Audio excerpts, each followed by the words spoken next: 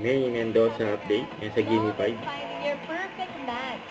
Someone who complements your style without changing who you are. Yun, no? Ganda naman nun.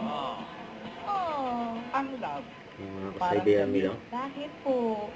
hahanapin mo yung bagay sa'yo. Yun, no? Ay, walkout. Simulan na natin ang pautak. Kamusta yung mga damit mo, alam ko? Okay naman. Have you found your match? Minsan malamig, minsan mainit. Pero maganda. Bagay naman sa'yo. May sagot si Sir Vicente dyan. Ang isang pag-ibig ay parang lansangan na pandalawahan. Kaya't sa ating awit, tayo ay magbigayan, ahaha, awitin mo at isasayaw ko. Yun.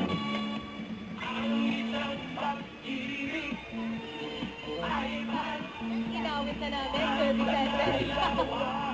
Thank you, Sir Vicente and Miss Helen. Thank you po. Yun natin po ng couple from workmates to lovers. 5 years na silang in a relationship. Story nung sila ay college classmates. Ay. Sabi yung dimples niya. May Ang lalim naman yan. pwedeng lagyan ng kanin. At ni, Subok na rin. Bossing! patos, oh. Ay! Karen! Hindi ginagamit, tama yan. Balik kay Karen. Ito po, Mami. Yung mga laruan ng matatanda. Badyong set. Wala. Mamahalan. Ito na ang team Dancing Sweeties. Pato! Ang nakita tayo sa Yun. Sino ba yung mismo?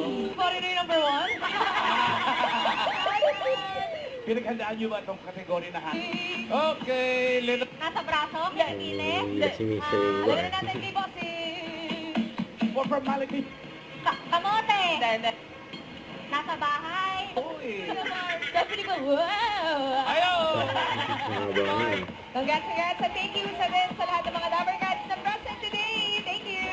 Ay, bukas ha, alam niyo na, pagpatak ko. Happy Valentine's Eat Song! bulaga. Friday and Saturday.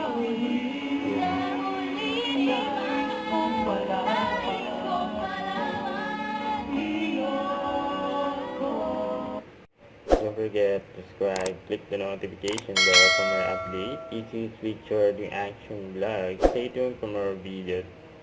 See ya.